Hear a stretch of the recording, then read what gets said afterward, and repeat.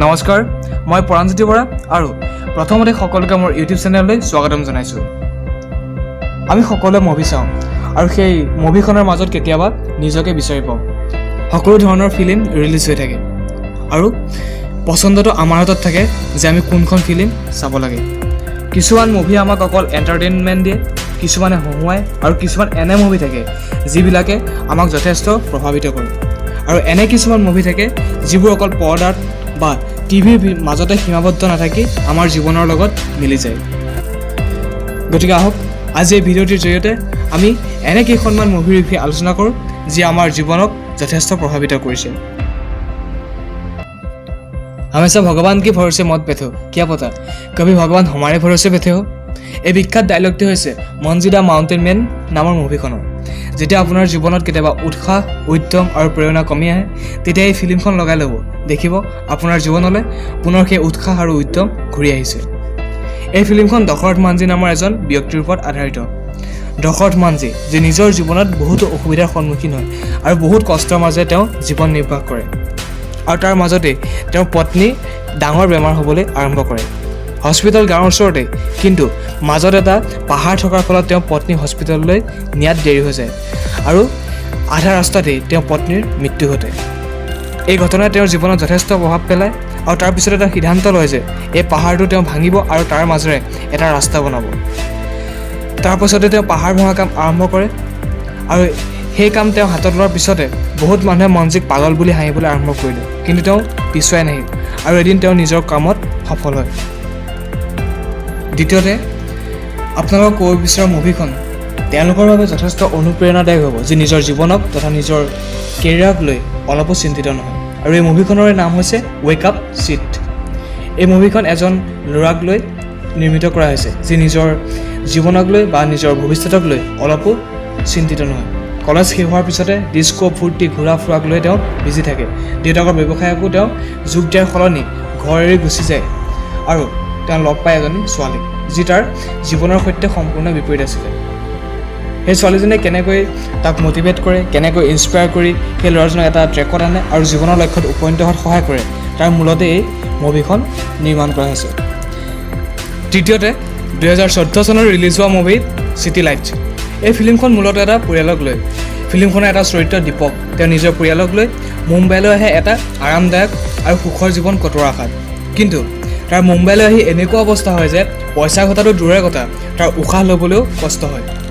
শেষত সি উপলব্ধি কৰে যে দেখাৰ দৰে সকলো বস্তু ইমান সহজ নহয়। এই মুভিখনৰ শেষত দীপকৰ পৰিয়ালটোৱে সুখৰ অতীত আৰু দীপকৰ স্মৃতিখিনি লৈ নিজৰ গাঁৱলৈ উভতি আহে। চতুৰ্থতে 2016 চনত ৰিলিজ হোৱা সৰবজিত। এই ফিল্মখন এজন সাধাৰণ খেতিয়কক লৈ আধাৰিত। এদিন তেওঁ অতি নিচা সেৱনৰ ফলত ইণ্ডিয়া পাকিস্তানৰ বৰ্ডাৰ পাৰ হৈ যায় আৰু তাৰপিছত পাকিস্তানৰ সেনাবাহিনীয়ে তাক লৈ যায় আৰু তাক ইণ্ডিয়াৰ চোৰাংচোৱা সজাই জেলত ভৰাই থৈ বহুতো শাস্তি প্ৰদান কৰে। তেওঁ ঘূৰাই আনিবৰ বাবে পৰিয়ালৰ মানুহে দুয়োখন দেশৰ চৰকাৰৰ লগত যথেষ্ট কষ্ট কৰে, কিন্তু ৰাজনীতিৰ মেৰপাকত সোমাই সৰবজিত ন্যায়ৰ পৰা বহুত দূৰত থাকি যায়। প্ৰায় 22 বছৰ জেলত থকাৰ পিছত তেওঁ পৰিয়ালৰ মানুহে সৰবজিতক জেলত লগ কৰিবলৈ সুবিধা পায়। আৰু শেষত 2019 চনত ৰিলিজ হোৱা মুভি ছুপাৰ 30। এই ফিল্মখন আনন্দ কুমাৰ নামৰ এজন মেথমেটিচিয়ানৰ ওপৰত আধাৰিত। আনন্দ কুমাৰ এজন দুখীয়া ঘৰৰ ল'ৰা আছিল। তেওঁ প্ৰায় সপ্তাহৰ মূৰে মূৰে বানাৰস হিন্দু ইউনিভাৰ্চিটিৰ লাইব্ৰেৰীত গৈছিল মনে মনে এটা ফৰেইন মেথ জাৰ্নেল ছল্ভ কৰিবলৈ। এদিন তাৰ মেনেজাৰে তাক দেখিছিল আৰু তাৰ পৰা উলিয়াই পঠিয়াইছিল। আৰু এদিন তেওঁ কোনেও কৰিব নোৱাৰা এটা অংকৰ সমাধান উলিয়াইছিল আৰু তাৰ ফলত তেওঁক কেম্ব্ৰিজ ইউনিভাৰ্চিটিলৈ মাতিছিল। কিন্তু পইচাৰ অভাৱত তেওঁ যাব পৰা নাছিল আৰু তাৰ সপোনবিলাক তাতে সামৰি সি পাপৰ বেচা কাম আৰম্ভ কৰে।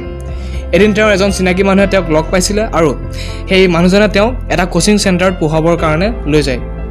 এদিন তেওঁ সেই কোচিং চেণ্টাৰত পইচাৰ কাৰণে এজন ল'ৰাই পঢ়িব নোৱাৰা অৱস্থা দেখি তেওঁ সিদ্ধান্ত লয় যে দুখীয়া ল'ৰা ছোৱালীবিলাকক বিনামূলীয়াকৈ পঢ়াব আৰু তেওঁ বাছি 30জন দুখীয়া ল'ৰা ছোৱালীক পঢ়ুৱাবলৈ আৰম্ভ কৰে।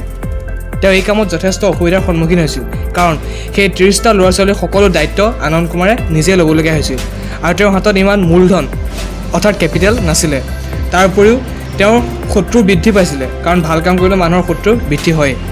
কিন্তু তেওঁ পিছুৱাই নাহিল আৰু শেষত সেই 30জনৰ সকলো গোটেইকেইজনকে IITৰ এক্সামত পাছ কৰাবলৈ সক্ষম হ'ব। গতিকে আশা কৰোঁ আপোনালোকে এই 5খন মুভিৰ জৰিয়তে অলপ পৰিমাণে হ'লেও আপোনালোকৰ জীৱনত উপকৃত হ'ব পাৰিব। এই 5খনৰ উপৰি আৰু এনেধৰণৰ বিভিন্ন মুভি আছে যিকেইখনে আপোনালোকৰ জীৱনত সফল হোৱাত যথেষ্ট সহায় কৰে। যেনেকৈ টেকন'লজি আছে, ছ'চিয়েল মিডিয়া আছে, তেনেকৈ মুভিজ আছে। সকলো ধৰণৰ মুভি থাকে আৰু চইচটো সদায় আপোনাৰ ওচৰত থাকে যে আপুনি কোনখন মুভিৰ জৰিয়তে এণ্টাৰটেইন হোৱাৰ লগতে নিজে মটিভেট হ'ব পাৰে আৰু কিবা এটা শিকিব পাৰে।